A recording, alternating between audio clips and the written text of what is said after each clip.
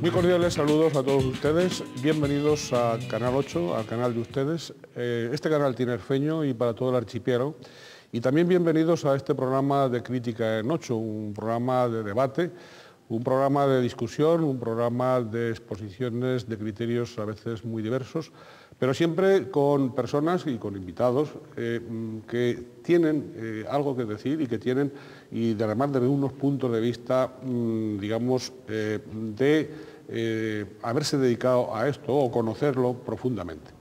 En esta ocasión, en esta semana, una semana especial, Semana Santa, tiempo para aquellos que tengan convicciones religiosas, pues para prácticas de una mayor intensidad espiritual, para otros tiempo de descanso, en todo caso una semana que rompe o que quiebra el ritmo habitual de la dedicación al trabajo de todos ustedes.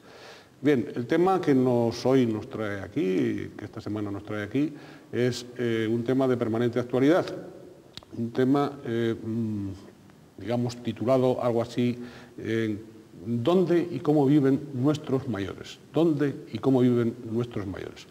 Tenemos que agradecer aquí la presencia de nuestros invitados. También de paso, antes, como siempre, les sugiero que si quieren participar ustedes, si quieren comunicarse con nosotros, con este asunto o con otros que se les ocurra, tienen a pie de pantalla el correo electrónico para que puedan exponer y hacernos llegar sus ideas, sus proyectos, sus comentarios. Bien, decía que tenemos aquí invitados para participar en este debate a doña María Teresa Cruz Oval, que es consejera del Partido Socialista Canario PSOE en el Cabildo de Tenerife y que está dedicada al área de asuntos sociales. Por lo tanto, bienvenida, doña María Teresa. Muchas gracias. Ya ha estado en alguna otra ocasión. Evidentemente en nuestros programas tocamos con bastante frecuencia asuntos sociales, asuntos de preocupación social, y por lo tanto su presencia aquí pues siempre nos congratula y siempre nos anima, porque suele exponer sus criterios y sus pensamientos, sus ideas, en función de ese trabajo que tiene dedicado a los asuntos sociales. Gracias. También tenemos que agradecer aquí la presencia en esta ocasión de doña Celeste Sánchez Aguilar, que es vocal de la sección clínica de envejecimiento del Colegio Oficial de Psicólogos de Tenerife. Doña Celeste, bienvenida. Muchas gracias. Y igualmente a don Francisco Armas Pérez, miembro de la directiva del Hogar y del Club de Mayores Padre Ancheta de La Laguna. Don Francisco, bienvenido. Gracias. Y repito nuestro agradecimiento. Igualmente también escucharemos en el transcurso del programa de debate, declaraciones de don Ramiro Gil, de doña Cela Benítez y de doña Soledad Velázquez. A todos ellos y también a aquellas personas que en la calle, en la última parte del programa, van a opinar sobre una pregunta concreta que se les hace, que ustedes verán y van a dar respuestas. También a todos ellos les agradecemos su participación.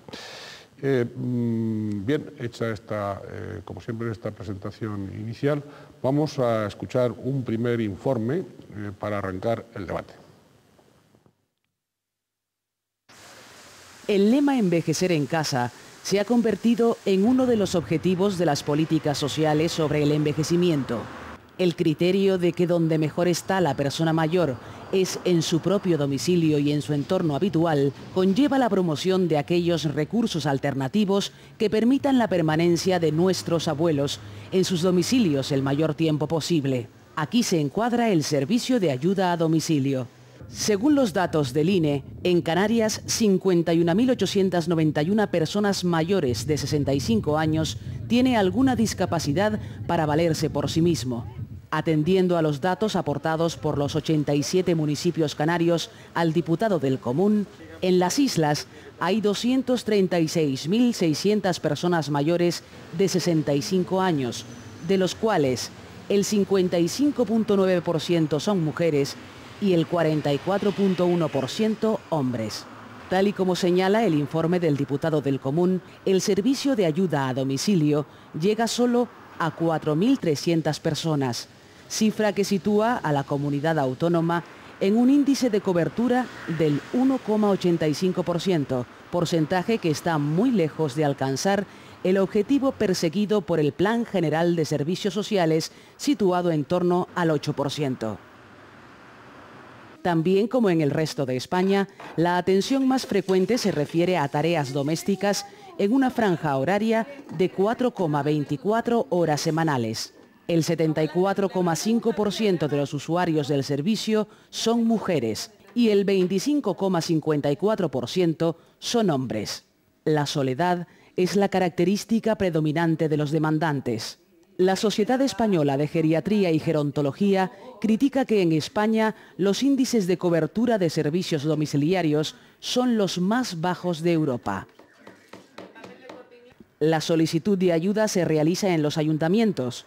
La lista de espera alcanza a unas 800 personas. La Federación de Mayores de Canarias, la FEMAC, ante el vacío público, ha tenido que poner en marcha un proyecto de ayuda a los familiares de mayores con escasos recursos económicos.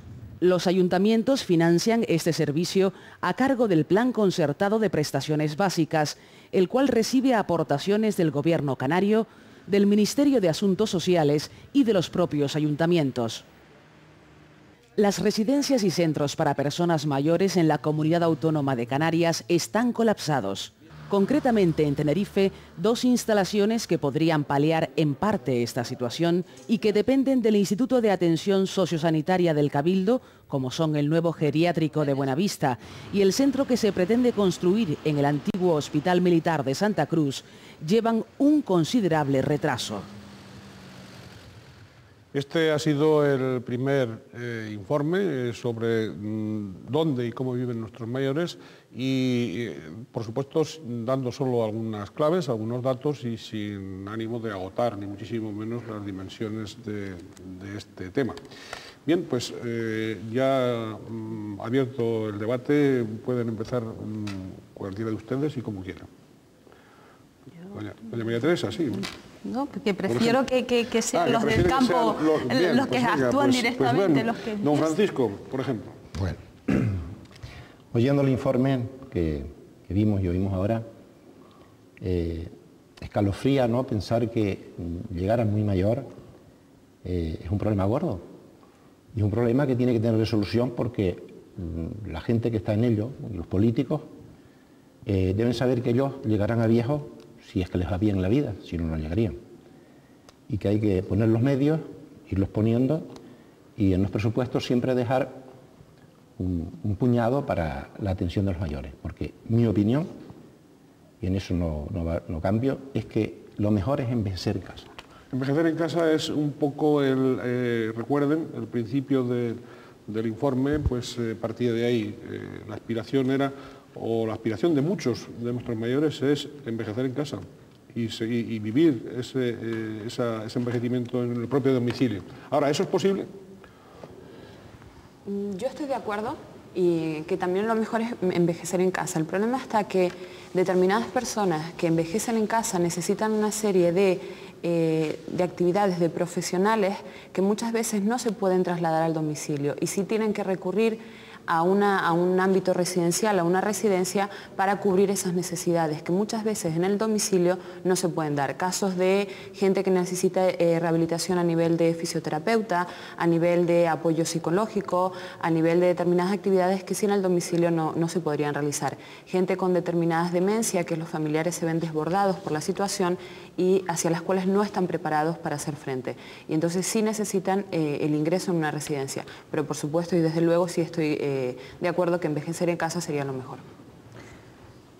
Pues por supuesto en la misma línea. Además es curioso que se hagan diferentes encuentros con las personas mayores, que ellos en esos encuentros manifiesten que lo que quieren es envejecer en casa y los políticos estamos empeñados en crear instituciones.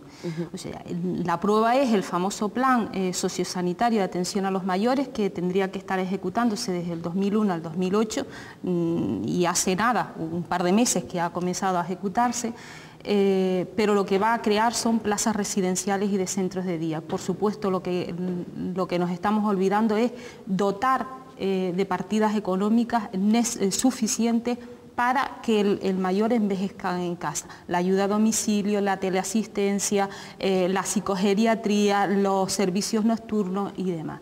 Y es curioso porque el dato que se aportaba ahí del 1,8% de ayuda a domicilio que tenemos, el nivel que tenemos a nivel regional, el de Tenerife es el más bajo de Canarias, que es el 1,7%, con lo cual nos sitúa en cotas bajas de bienestar en la isla, porque estamos diciendo que el mayor se siente bien cuando está en su entorno familiar y en su entorno comunitario. Todo lo que sea apartarlo de ahí es provocar malestar. Sí, o sea que sobre el porcentaje bajísimo de prestaciones domiciliarias de Canarias, las de Tenerife todavía son más bajas.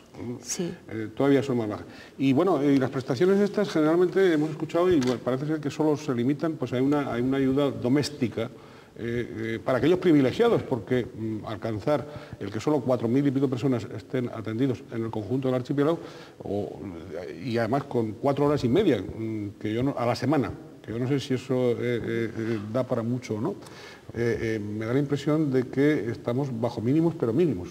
Y siempre y cuando esa familia tenga la suerte, esa persona mayor, perdón, tenga la suerte que pueda recibir ayuda domiciliaria. La ayuda domiciliaria sí consiste en cubrir las necesidades básicas, ya sean a nivel de aseo, de alimentación, de esa persona estar atendida. Pero hay otra serie de necesidades que sí tienen que estar cubiertas. Sí, hoy en día estamos apelando por dar calidad de vida a nuestras personas mayores. Sabemos que el índice de personas mayores es altísimo, que estamos empeñados en alargar la vida, ya sea a través de una buena alimentación, de buena medicación, de hábitos saludables, pero luego cuando llegamos a ser personas mayores no tenemos esa calidad de vida y la ayuda que tenemos es insuficiente, ya sea por esas 4 horas y media semanales que yo creo que son insuficientes bajo mi punto de vista.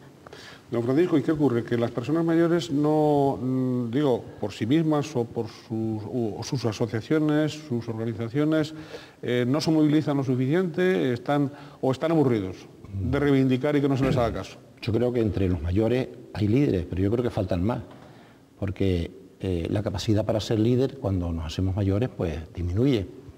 Entonces, hablaban por ejemplo de centros de día, yo estoy de acuerdo que sí, que puede haber un centro de día porque un mayor solo en la casa o una señora mayor, pues si los hijos trabajan, las hijas, lo que sea, pues necesitan estar allí, pero los centros de día son pocos y las plazas poquísimas también. Entonces, yo lo veo, ¿no?, de cerca en la laguna misma, ¿no?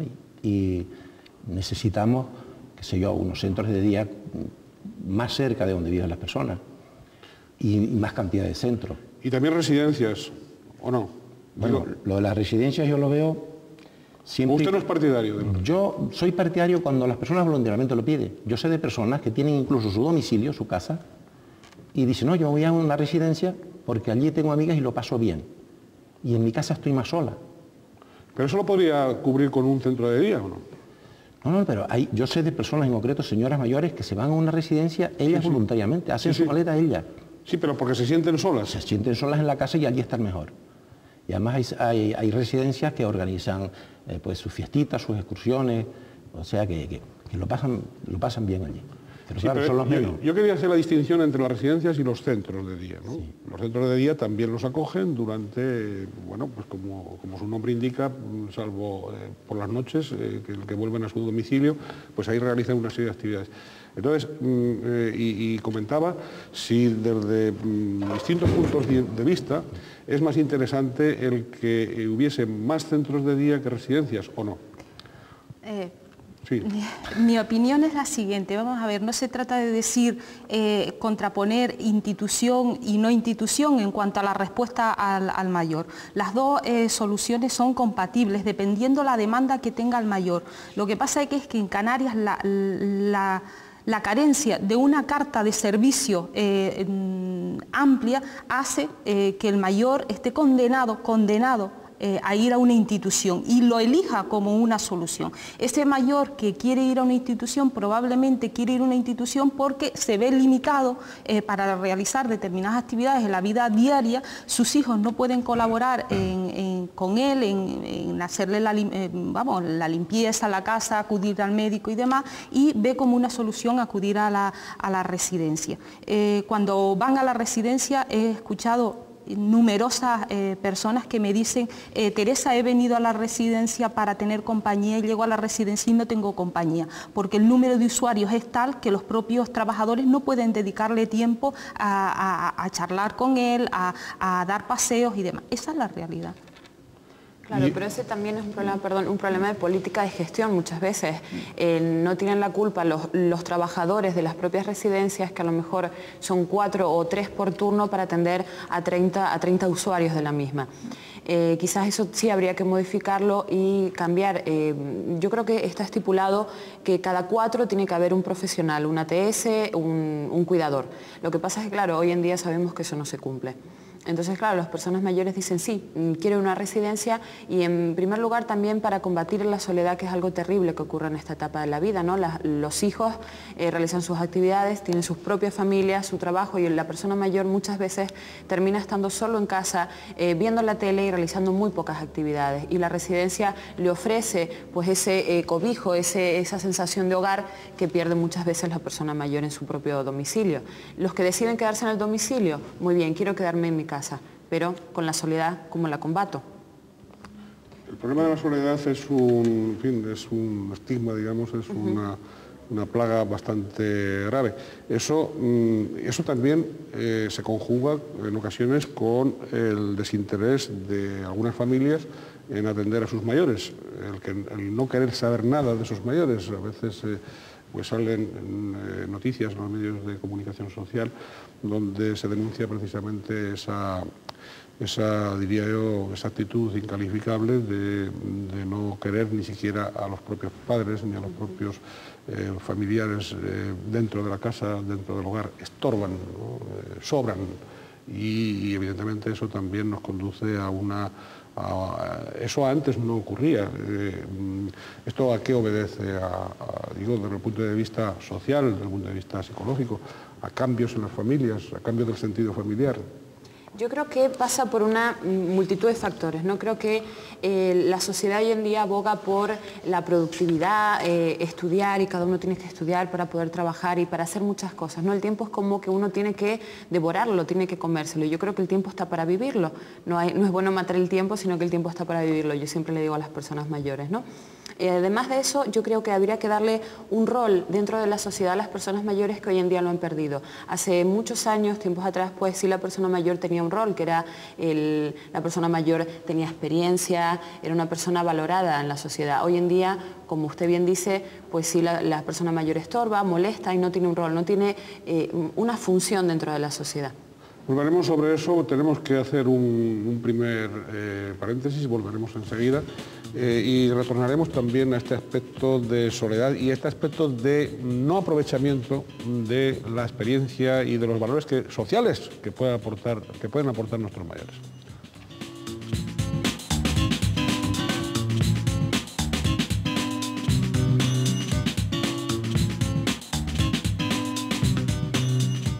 En esta Semana Santa, en el programa Crítica en 8, en el canal 8, en el canal de ustedes, estamos con el debate ¿dónde y cómo viven nuestros mayores? Vamos también a escuchar declaraciones de don Ramiro Gil, de doña Soledad Velázquez y doña Acela Benítez. Van a opinar sobre este asunto. Bastante mala en el sentido de que hay mucho mayor solo, que viven solos o que se quedan solos porque sus familias trabajan, mayores que las familias viven con su pensión, porque muchos de los hijos o algunos con los nietos viven, pues están en el paro, viven del dinero de los mayores, y su situación no es toda la calidad de vida que deberían de tener por ser mayores ya y haber estado toda su vida trabajando. El problema de los mayores está desbordando a todas las personas, a todos los niveles, a los organismos. Tanto es así que cada vez hay más demandas de ayudas en casa, no solo en ese aspecto, y de residencias, donde los ancianos se encuentren atendidos, no se encuentren abandonados, porque los hijos pues ya no se hacen cargo de ellos, hay mucho abandono, y también porque en realidad el problema ha crecido desmesuradamente, muy aceleradamente con arreglo a los recursos que hoy en día los gobiernos o los cabildos o como se llamen, pues van detrás de este problema. Los trabajadores sociales o los auxiliares no están preparados para la geriatría, porque la geriatría es bastante difícil. Con los niños, con la pediatría se entiende uno más. Con los niños hacen más gracia, nos gustan más. La demanda es muy grande y las pocas que están todas masificadas. Y las que hacen ahora últimamente son privadas. Ellos no tienen ninguno tiene una paga suficiente para irse a un centro privado. Es más, hay muchas personas que abren residencias un poco privadas y tal, porque ven que este problema el Estado o los gobiernos no los cubren, o la Seguridad Social, o los organismos competentes, no los cubren, lo cubren en una mínima parte. Pero asistencia, si son 3 horas de una persona que va nada más que a ducharte y a hacer tu limpieza, ahí tampoco hay nada afectivo. Entonces se sienten solos, marginados, tristes, de todo. Ahora mismo tenemos a 2 personas aquí que si nos dan plaza en Santa Rita, porque no tenemos otro sitio, no hemos logrado que nos den otro sitio por los bajos recursos económicos que tiene, pues que yo creo que deberían estar allí porque en la casa no lo puede dar por las patologías que tiene y por las deficiencias que tiene, ¿me entiendes? Porque tendrías que tener una persona 24 horas con ellos y no trabajar. Y es una familia modesta, no hay que lo soporte ni que lo aguante. Se podía profesionalizar mejor la persona que atiende.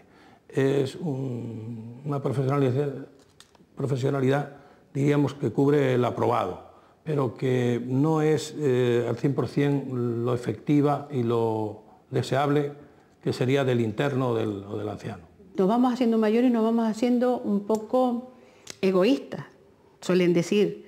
Egoístas porque piden sus mínimos y no llegamos a ellos. El mayor necesita el ámbito como el de una casa de familia, pero en un centro con más personas.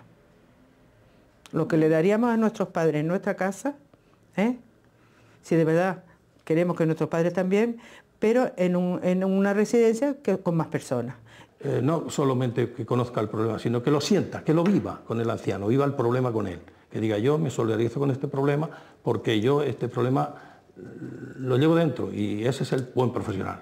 Parece mentira, pero vas envejeciendo y el espíritu te va pidiendo más cariño, más amor, más sensibilidad, que los otros te entiendan, porque mayores somos difíciles de ir entendiendo, porque exigimos a lo mejor para los demás, no, exigimos lo que nosotros creamos correcto, pero que el otro como joven no entiende que aquello no es una exigencia, sino una necesidad del mayor. Estas han sido opiniones también cualificadas sobre el tema del debate que nos ocupa hoy, dónde y cómo viven nuestros mayores. Me parece que don Francisco Armas iba a hablar antes, estaba a punto de hablar cuando interrumpimos. Sí, hoy en día el empeño es aparcar a los mayores en una residencia. Un empeño que puede ser triste o alegre, dulce o agrio o agridulce, no sé cómo decirlo. Pero yo pienso que la residencia ideal no existe.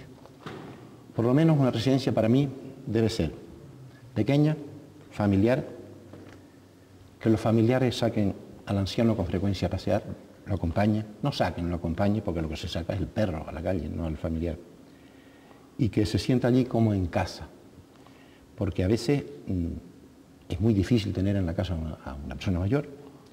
Y otro problema que pasa con la residencia, que la persona anciana que tiene un círculo y unos hábitos muy concretos, la ponen en una residencia y la sacan de su entorno, si ya tiene algo de Alzheimer, una demencia ya muy prolongada, esa persona, les aseguro que muchos meses no vive allí.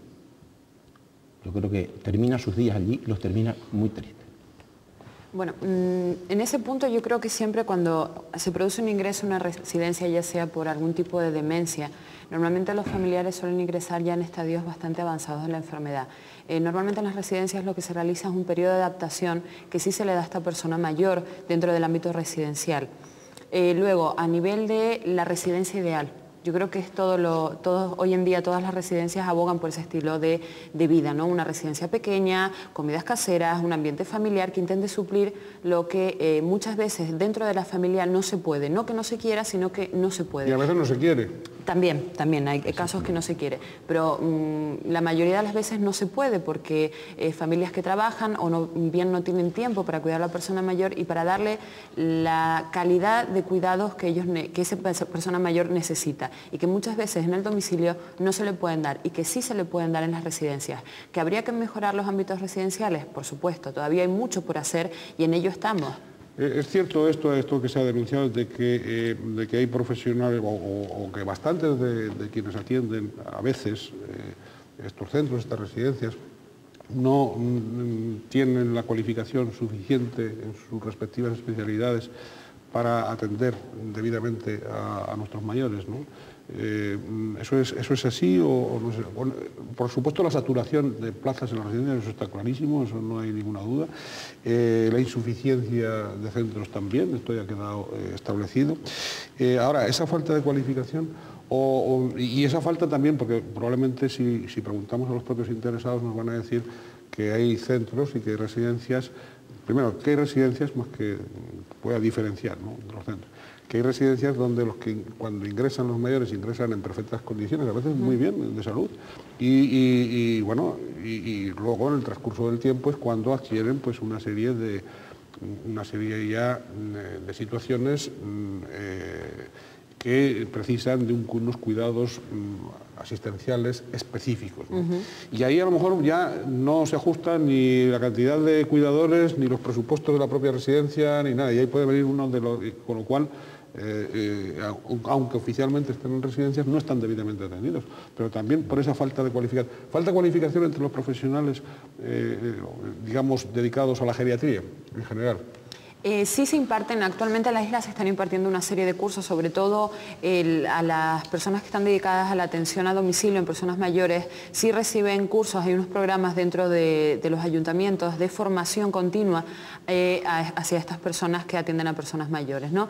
Por parte del Colegio de Psicólogos nosotros estamos realizando una serie de actividades formando gente especializada en la atención a personas mayores, porque creemos que a la larga vamos a necesitar de un cuerpo amplio de profesionales de diferentes cuerpos que estén destinados al trabajo con personas mayores, sea un cuerpo médico, psicólogos, ATS, enfermeros, animadores, etcétera, y que sí necesitan trabajar en este ámbito. Yo me remito al diagnóstico que se hizo por parte del Cabildo de la situación de los mayores en la isla de Tenerife, y en ese diagnóstico dice que hay una escasa cualificación de los profesionales, tanto en el ámbito de ayuda a domicilio como a nivel residencial. La prueba está ahí, o sea, en la ayuda a domicilio se forma por parte del ayuntamiento a un personal que pasa a una situación de baja por el estrés o porque muchas de las personas que atienden están encamados y una persona sola no lo puede atender. Y en la que se hace la nueva contratación no está formado, por lo tanto no está cualificado para atender a ese mayor. Y en las residencias igual, ya no solo el escaso número, porque antes tú hacías referencia a que tenía que haber, una cosa es lo que tenía que haber y otra cosa es lo que hay. Lo cierto es que tenemos residencias con más de 100 mayores con pocos profesionales. Por ejemplo, por esos 100 mayores tiene que haber un médico y en muchas de ellas no hay ni siquiera un médico, ni fisioterapeuta, ni los 25 cuidadores que tiene que haber. Y eso lo sabemos todo. De hecho, parece curioso que hasta hace escasos meses en la isla de Tenerife solo una residencia contara con la autorización por parte del gobierno de Canarias, dándole el visto bueno que cumplía todas las condiciones para estar abierta. Y curiosamente las públicas ninguna tenía esa autorización porque no cumplía con la normativa vigente. Las propias públicas. Las propias públicas. De todas maneras, haciendo alusión a lo que decía antes el señor Ramírez, no me acuerdo cómo se llama. Que el problema nos ha desbordado. Sí. Yo creo que... Don Ramiro Gil. Efectivamente. Don Ramiro decía que el problema nos ha desbordado. ¿Por qué? Porque tenemos una administración que no ha planificado de manera adecuada y le ha sobrevenido un problema.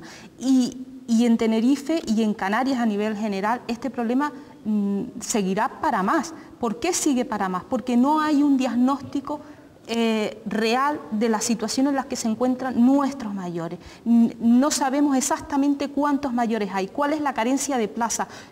El plan sociosanitario partió sin un diagnóstico, o sea, y eso es muy grave. Y partía solo de, suponemos que existen estas carencias de plaza y las vamos a ubicar aquí, aquí, aquí. Con lo cual estamos hablando de que un señor, pues igual de Santiago del Teide, se tiene que trasladar a Güímar o a Fasnia para estar en una residencia. Y lo estamos no solo desarraigando de su ámbito comunitario, sino de su ámbito familiar, porque no todas las familias tienen las posibilidades de tener un coche para trasladarse a visitarlos. Totalmente de acuerdo. Que es muy grave la situación.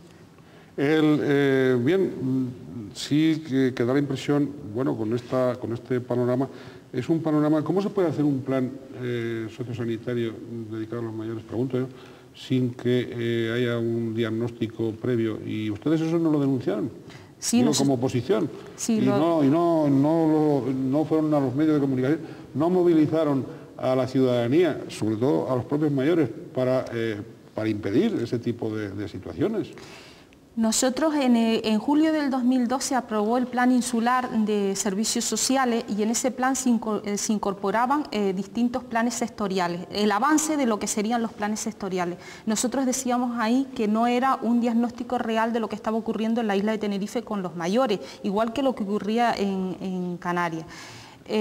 ¿Por qué no era real? Porque estaba haciendo referencia a los mayores que estaban en residencia y a los mayores que recibían ayuda a domicilio, pero y el resto de la población, que estamos hablando del 10,7% de la población mayor de 65 años, ¿qué está ocurriendo con esos mayores? ¿Qué consecuencias sociales y económicas tiene para la isla de Tenerife esa población? Y luego, en función de ese diagnóstico es como yo, administración, impulso una cartera de servicios que se ha limitado a plazas residenciales, digo lo mismo, y no podemos hablar de que tenemos un plan sociosanitario porque un plan sociosanitario implica mucho más cosas. Ese análisis que hay que hacer y la cartera de servicios, hacer énfasis en el modelo de atención. Lo primero tiene que ser el mayor, no lo primero tiene que ser ahorrar dinero por parte de la administración. Lo primero, el mayor. Y cuando lo primero es el mayor, yo me implico más en cómo va a ser atendido ese mayor. Y eso no lo da el plan sociosanitario. O sea, es decir, se van a criterios de rentabilidad económica, de parquedad económica, en definitiva, de restricción económica, más que pensar en el ciudadano mayor que tiene unas necesidades, un planteamiento. Pero además, toda esa organización no se puede estructurar a partir de los ayuntamientos y en interacción, en relación entre los ayuntamientos y el propio cabildo, ¿no?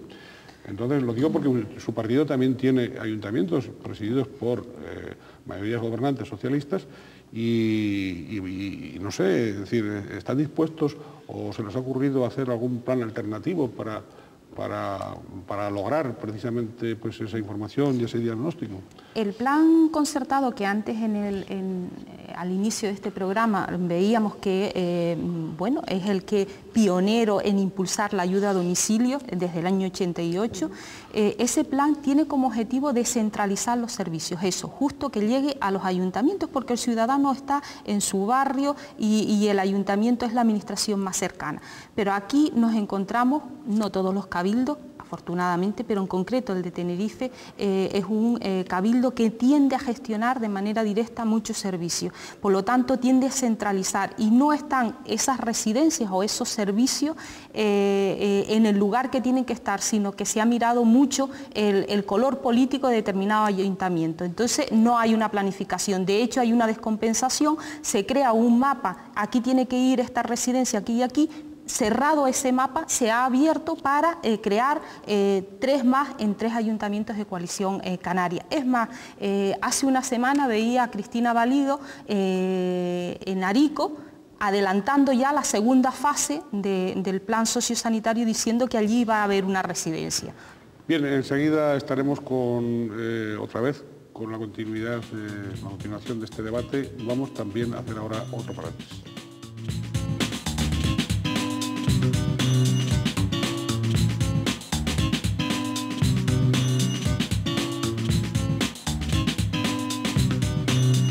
¿Dónde y cómo dónde y cómo viven nuestros mayores es el asunto que nos trae esta semana a debate en Crítica en 8. Vamos a escuchar también a la ciudadanía de la calle cómo contesta a una determinada pregunta que ustedes van a ver al pie de pantalla. Siempre que yo pudiera cuidarlo, lo cuidaría, ¿no? Pero por desgracia ya ni mis suegros ni mis padres existen, ¿no? Pero sí los cuidaría, por supuesto, porque es que en el centro nunca es igual. Pues no creo, lo cuidaría yo si puedo, claro. Me costaría un poco, pero si el centro reúne muy buenas condiciones y es para bien de él, me lo pensaría un poco. Porque hay algún centro que reúna condiciones buenas, ahí está la pregunta. Yo particularmente no. No porque, por ejemplo, si es un familiar mío, me gustaría siempre tenerlo conmigo, siempre darle el apoyo que se merece, como me lo han dado a mí desde que yo era chiquitito, ¿no? Y creo que no sería una buena opción. No, porque lo que se está viendo por la tele, no, prefería cuidarlo yo. Bueno, a mi perro sí que le metería una perrera si pudiera, si me dejara, pero a mi padre, hombre, si lo hiciera sería una desgracia. Tampoco voy a decir que no lo vaya a hacer. Ha habido uno de los jóvenes que ha hablado de esa correspondencia hacia los padres que nos han cuidado cuando hemos sido niños. Bien, es una reflexión esperanzadora y que queda también ahí como invitación a que muchos nos preguntemos si eso lo practicamos así o no. Doña Celeste, creo que usted estaba antes tratando de responder un poco a doña Teresa Cruz, ¿no? Yo creo que en primer lugar tendríamos que desmitificar un poco el tema residencias. Todos pensamos, cuando se nos cruza la palabra residencia geriátrica, pensamos en una residencia donde van a estar nuestros abuelos, nuestras personas mayores, sin hacer ningún tipo de actividad. Y hoy en día las residencias están cambiando. Por supuesto que quedan muchas cosas por hacer, necesitan mejorar, pero ya no es lo mismo que eran antes. Antes comentaban en el vídeo que lo que se está viendo por la tele. Gracias que se está viendo en la tele. Eso significa que hay una preocupación hacia el ámbito residencial y se lo está investigando más. Todas las residencias hoy en día pasan por una serie de pruebas, por así llamarlo, para ver si reúnen los requisitos necesarios para poder convertirse y para dar una atención de calidad a nuestras personas mayores. Por supuesto que es mejor envejecer en casa, pero eso es lo que nos gustaría a todos, pero la realidad hoy en día es muy diferente y muchas familias sí se ven obligadas a que la persona mayor esté dentro de una residencia. Yo es que no quiero entrar en el debate de residencias. Sí, para mí, yo creo que las residencias son necesarias e imprescindibles para determinadas personas, por lo menos para aquellas que lo eligen, pero las que no lo eligen, hay que darle la opción de tener esos servicios. Por supuesto. Esas residencias, lo que no podemos olvidar es que han tenido unas connotaciones negativas. Está asociada a pérdida de independencia, pérdida de cuidar a ese hijo al que cuidabas hasta hace meses, pérdida del ámbito familiar, pérdida de tu amigo, o sea, tiene connotaciones negativas. De todas maneras, antes planteaba ahí una señora, ¿hay alguna residencia que funcione bien? Yo tengo que decir que sí. Creo que las conozco a todas y tengo que decir que sí. Voy a poner dos ejemplos si me lo permiten, y puedo. Claro que sí. O sea, una pública y una privada. Para mí es un ejemplo, como pública, la residencia de Los Silos, del Ayuntamiento de Los Silos, cómo funciona, una maravilla, lo más similar a una casa que yo he visto. Y una privada, la de Madre del Redentor, en el Sausal, funciona a mi juicio, siempre a mi juicio, muy bien. O sea, que son dos ejemplos, pública y privada, de que es posible que esas residencias funcionen bien. Pero hay otras que no, que usted misma ha dicho que había incluso algunas oficiales que no cumplían con lo cual, mal ejemplo, no cumplían con las condiciones, con los requisitos. Sí, hay un decreto. Y que no se cierran pues por esa demanda tan grande que hay. Y además, ¿dónde quedarían los acogidos, ¿no? Sí. Hasta hace pocos meses, solo oficialmente tenía la autorización una residencia en la isla, la residencia Acorán. El resto, las públicas, no tienen autorizaciones provisionales, porque para recibir subvención tiene que tener la autorización, entonces tenían autorizaciones provisionales. A fecha de hoy desconozco si alguna más tiene la autorización, pero estamos hablando de que hace meses y el decreto es del año 2000, por lo tanto la administración tenía que haberse puesto a las pilas para haber cumplido con la normativa que ella misma impulsa. Y desde luego que es preocupante el estado en el que están algunas residencias públicas, con barreras arquitectónicas, no cumpliendo, por ejemplo, siendo el Cabildo con esa eliminación de barreras arquitectónicas y dotándole los servicios que esos mayores necesitan para vivir en condiciones dignas, porque yo creo que la Administración tiene que dar ejemplo. Entonces, bueno, ahí está. Ese es un aspecto esencial, el de la asistencia, el de la atención a nuestros mayores en la forma en que viven, allá donde puedan residir. Pero otro aspecto, aparte del de la asistencia, que de luego es esencial, es el de la parte positiva, cómo se deja de aprovechar a los mayores en el mejor de los sentidos, no de explotación, sino en el sentido de aprovechar esas experiencias, de aprovechar, bueno, pues tanta sabiduría como algunos tienen acumulada. ¿Cómo no se aprovecha eso y se plantea muchas veces el tratamiento de la tercera edad como un asunto negativo? No con el aspecto positivo de lo que ellos pueden y todavía deben aportar a la sociedad, si se les dara los cauces. Se les dan cauces a nuestros mayores en este momento para hacer esa aportación, que yo estoy seguro de que muchísimos de ellos estarían deseando hacerla y se ven privados, se ven obstaculizados de realizarla. Yo creo que no, y porque partimos de un sistema que valora a la gente por sus carencias, no por sus potencialidades.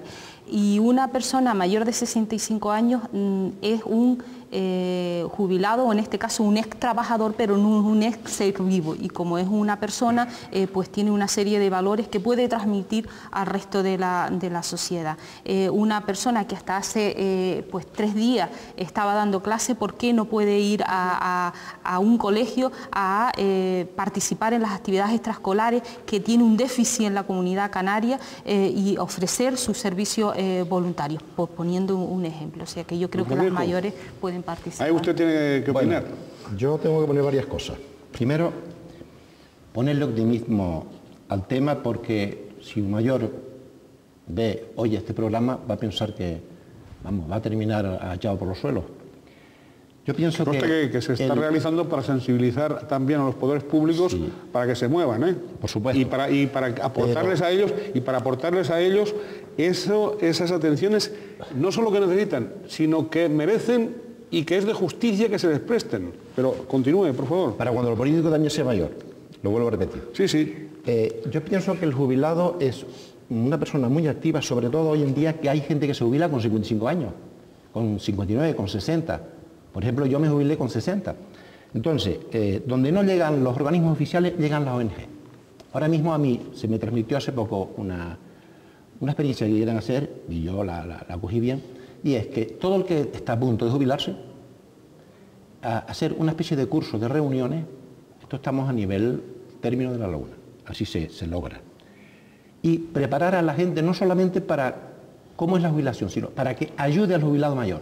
Imagínese usted una ONG, una asociación, como esta Enrique Romeo, creo que se llama, ¿no?, que coja jubilados recientes, que son personas activas, y ayude un solo jubilado joven, vamos a llamarlo joven porque de verdad todavía es casi joven, a uno mayor, durante X horas a la semana, quitarlo de su ocio. Yo creo que eso es una gozada, y eso es dar eso, esa generosidad, le viene bien para cuando a su vez él sea mayor, venga otro detrás y lo ayude a él. Yo creo que esta idea que hay aquí, si se plasma, ¿no?, si llega a la práctica, podría ser una pequeña ONG en La Laguna que podría ser un ejemplo. Yo estoy en eso. Bien, y como ese, bueno, está muy bien, es noticia, no teníamos conocimiento de eso, es decir, una noticia que viene muy bien. Y aparte de esa iniciativa, repito, plausible y desde luego ejemplar, Ojalá salga adelante, ánimo. Luego tienen el apoyo del Canal 8 para apoyarles, para auxiliarles a ustedes en todo lo que pretendan hacer en esa línea. ¿Qué otras iniciativas caben para, repito, para no desplazar de la escena social activa a nuestros mayores que están todavía en condiciones de... Y que además supongo que hasta envejecerían menos? Sí, por supuesto. En muchos aspectos. No lo sé, yo no soy... Que todo el que tiene un trabajo, pueda ir a esa empresa, o el caso de lo que dijiste tú antes, Teresa, de los profesionales de la enseñanza. Por ejemplo, el que les habla, hace muy pocos días fue a un centro escolar. Yo hago cuentos para contarlos, los hago no para escribirlos, para contarlos. Pues fui a un parvulario y fui a 3 clases, conté mis cuentos, delante de la profesora, por supuesto, para que sepa un cuento más, lo pasé bien, los críos lo pasaron bien. Fui en chándal, para que la ropa no me la dejara hecha un asco. Porque los chiquillos se te tiran, y la verdad es que salí de allí y lo hago, pues mira, ahora de estos días, con lo del Día del Libro, pues iré a algunos centros, a varios, ¿no? Y se puede aprovechar cualquier profesión para después de jubilado, pues seguir ayudando. Hoy ya los nietos o los hijos ya todo lo van a consultar en internet. Y antes internet era el abuelo, que es la sabiduría.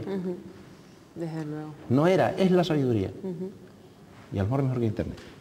Yo también, además de actividades, de funciones que yo comentaba al principio, que se le tienen que dar a esta persona mayor, también sería una experiencia que sí hoy en día se está realizando, educación para la vejez. Personas mayores que en su momento no han tenido tiempo, no han tenido posibilidades de estudiar, de realizar determinadas actividades, yo creo que ahora sí sería un momento de realizarlas, ¿no? de llevarlas a cabo. El problema está que mucha gente pensamos en la sociedad, hay una serie de mitos en relación en torno a la vejez, que las personas mayores pues ya no pueden aprender, que no aprenden de las mismas maneras. Desde luego, sí pueden aprender, pero no de la misma manera, pero sí lo pueden hacer. Entonces yo creo que eso también sería una salida y una serie de actividades que se podrían poner en marcha que serían beneficiosas para este colectivo. Bien, se nos ha ido el tiempo. Ya voy a rogar que hagan las últimas intervenciones.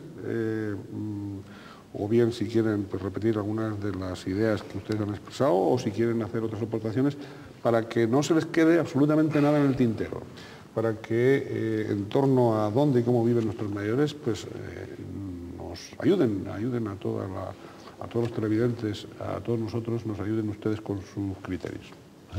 Bien, pues nada, Francisco. Yo pienso que llegar a ser mayor no es una tragedia, al contrario, una de las mejores cosas que nos puede ocurrir es llegar a mayores. Llegar a abuelos y llegar incluso a bisabuelos.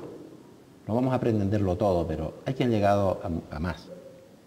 Y a más envejecer con dignidad. Y hay una cosa que le digo a los jubilados. Los jubilados tienen que tener una agenda, por lo menos, el otro día lo hablaba con un amigo, que es un señor de la Laguna muy conocido, dice, mira, Francisco, yo me acuesto con una agenda, anoto la ilusión del día siguiente. Me levanto temprano y el jubilado tiene que salir a la calle erguido, arreglado, afeitado, porque un jubilado sin afeitar, sin arreglarse, le está dando una imagen al que todavía no se ha jubilado, que va a pensar, y eso es lo que voy a hacer yo dentro de poco. Muy bien. Pues yo quería primero darles las gracias por haber invitado y sobre todo decirles a las personas que nos están viendo que la vejez no es algo negativo, sino que es algo positivo y que espero que todos tengamos la suerte de envejecer y terminar pues diciendo calidad de vida para nuestros mayores. Doña María Teresa. Sí, decía Cicerón que la vejez es un honor, pero siempre y cuando le dejaran a las personas mayores defender sus derechos. Y es eso lo que tenemos que intentar todos, que los mayores puedan defender sus derechos y que sean vistos por su condición de ser humano y no por el grado de participación que tiene en la sociedad. Pero que participación que además puede ser creciente hasta, ya no solo en términos solidarios, como los que ha expresado don Francisco, sino hasta en términos económicos en el conjunto de la sociedad. Hasta desde el punto de vista de esa rentabilidad económica, el contar con los mayores sería un signo de inteligencia económica. Hay mucha torpeza por medio que lo impide, hay mucha insolidaridad que lo obstaculiza. Pero vamos a estar en la brecha, vamos a estar en el terreno y vamos a bregar para que nuestros mayores, allá donde vivan con calidad, vivan con libertad y vivan, desde luego, felices en la medida de lo posible. Y nada más, muchas gracias a todos ustedes. Así que les recordamos que nuestro correo electrónico lo tienen al pie de la pantalla para, si desean comunicarse con nosotros, pues no dejen de hacerlo. Es más, les animamos a que lo hagan y reiterarles a todos ustedes el aceptar esta invitación y el haber participado pues en este debate sobre dónde y cómo viven nuestros mayores. Hasta un próximo debate. Saludos muy cordiales a todos ustedes.